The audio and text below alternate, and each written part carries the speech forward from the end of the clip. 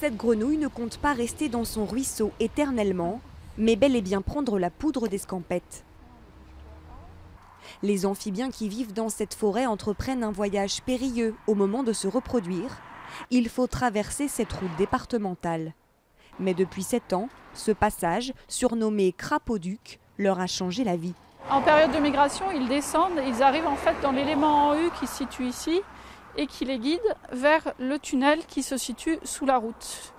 Voilà, donc là vous avez un bas-volet et en fait ils traversent jusqu'à atteindre un tunnel qui se situe dessous et qui les amène à traverser de l'autre côté de la route. 5 espèces d'amphibiens empruntent ce passage, des tritons et des grenouilles, tous protégés. Et essentiels à la biodiversité. Ils mangent les insectes et notamment les moustiques et nourrissent les oiseaux et les mammifères. Pour les animaux plus gros, impossible d'aménager un passage souterrain, mais le département a voulu sécuriser au maximum leur traversée avec ses détecteurs infrarouges, pour eux, mais aussi pour les automobilistes. Parce qu'on est en liaison entre les deux massifs que sont celui de la Chartreuse et celui du Vercors, on a des traversées d'animaux qui sont assez importantes.